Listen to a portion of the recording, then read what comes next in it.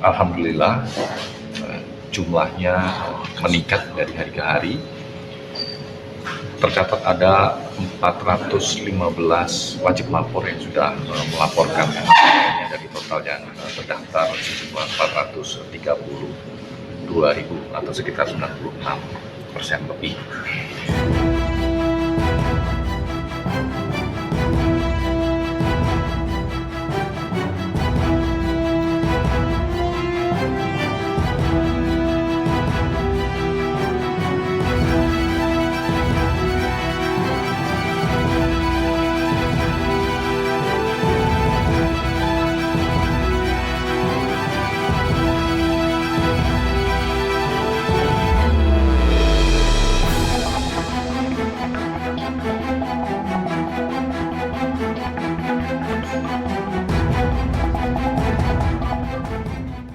Alhamdulillah jumlahnya meningkat dari hari ke hari.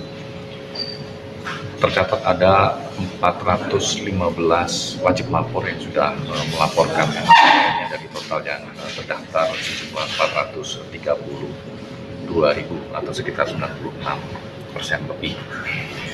KPK menyampaikan terima kasih dan apresiasi tentunya kepada para penyelenggara negara atau wajib lapor yang sudah menyampaikan LHKPN-nya secara tepat waktu, dan tentunya juga kepada pihak-pihak yang berperan dan berkontribusi besar dalam kepatuhan LHKPN periode tahun 2025 yang dilaporkan sampai dengan akhir Maret 2026 ini.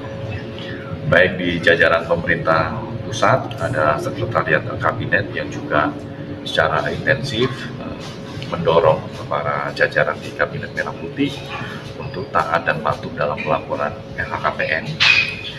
Demikian juga jajaran di pemerintah daerah, baik para kepala daerah, bupati, wali kota, gubernur, dan juga inspektorat tentunya yang menjadi satuan pengawas di lingkungan pemerintah daerah, dan juga para pimpinan di BUMN, BUMD yang juga turut memastikan jajarannya sebagai para penyelenggara negara atau wajib lapor LHKPN itu juga patuh dalam melaporkan setiap aset ataupun harta yang dimiliki sebagai konsekuensi atas amanah atau jabatan publik yang dipegangnya. Kemudian bagi para wajib lapor atau penyelenggara negara yang belum memenuhi tepat waktu, KPK tentu nanti akan mengimbau.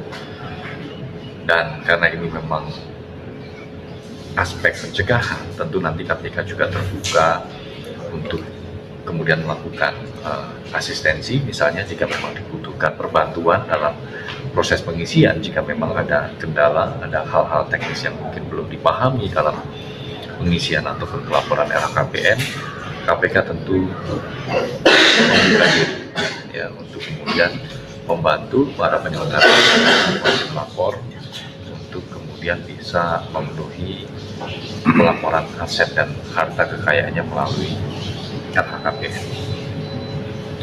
Kemudian setelah LHKPN disampaikan dan dilakukan verifikasi dan dinyatakan lengkap oleh KPK, maka kemudian akan dilakukan publikasi. Sehingga ketika LHKPN sudah dipublikasikan di laman lhkpn.kpk.go.id, masyarakat bisa mengaksesnya secara terbuka, bisa melihat aset ataupun harta yang dimiliki oleh seorang penyelenggara negara. Ya, disitulah fungsi dari transparansi dan akuntabilitas atas setiap kepemilikan aset ataupun harta kekayaan seorang penyelenggara negara. Tentu tidak terbatas bisa akses saja, tapi juga masyarakat bisa memberikan catatan ataupun masukan jika memang ada wajib lapor atau penyelenggara negara yang diduga belum menyampaikan secara lengkap atau benar dalam LHKPN-nya. Kemudian yang kedua, ini penyidik melakukan perpanjangan pertama penahanan untuk tersangka saudara IAA untuk 40 hari ke depan setelah kemarin dilakukan penahanan pertama untuk 20 hari. Tentunya perpanjangan penahanan ini dibutuhkan oleh penyidik di mana penyidik juga masih akan terus fokus melakukan pengumpulan keterangan tambahan guna melengkapi berkas penyidikannya.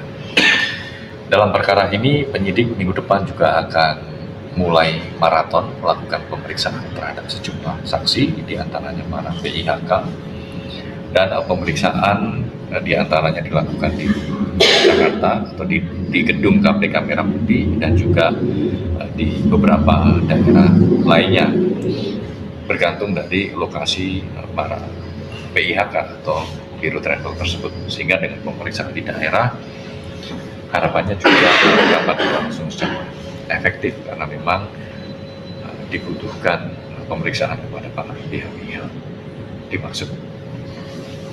Dan tentunya dalam kesempatan ini KPK juga mengimbau kepada para pihak yang nanti dipanggil dimintai keterangan agar kooperatif memenuhi panggilan penyidik dan memberikan keterangan yang dibutuhkan sehingga proses penyidikan perkara kuota haji ini juga dapat berjalan secara efektif. Kita melakukan penggeledahan di rumah anggota DPRD Jawa Barat Ono Surono. Dalam lanjutan penyidikan perkara dugaan tindak pidana korupsi terkait dengan suap ijon proyek di Kabupaten Bekasi, hari ini penyidik melakukan penggeledahan di rumah saudara ONS yang merupakan anggota DPRD Jawa Barat. Adapun penggeledahan dilakukan di wilayah Kota Bandung. Tentu dalam penggeledahan ini penyidik ingin mendapatkan bukti-bukti tambahan untuk memperkuat dalam proses penyidikan perkara ini. Saat ini tim masih di lapangan, penggeledahan masih berlangsung. Nanti kami akan update hasil barang bukti apa saja yang kemudian diamankan dalam giat geledah hari ini. Di mana dalam konstruksi perkara ini KPK juga sudah pernah melakukan pemanggilan terhadap saudara ONS sebagai saksi untuk dimintai keterangannya, diantaranya terkait dengan dugaan penerimaan uang yang dilakukan oleh saudara ONS dari salah satu tersangka dalam perkara ini, yaitu saudara SRJ yang merupakan pihak swasta, di mana dalam pokok perkaranya dalam konstruksi awal yang bermula dari peristiwa tertangkap tangan bahwa saudara SRJ ini memberikan sesuatu begitu ya kepada ADK selaku Bupati Kabupaten Bekasi. Selain pemberian kepada saudara ADK, diduga juga SRJ memberikan sejumlah uang kepada pihak-pihak lainnya, sehingga dalam proses penyidikannya penyidik kemudian mendalami dan menelusuri terkait dengan aliran uang dari saudara SRJ tersebut kepada pihak-pihak baik di lingkungan Pemkab Bekasi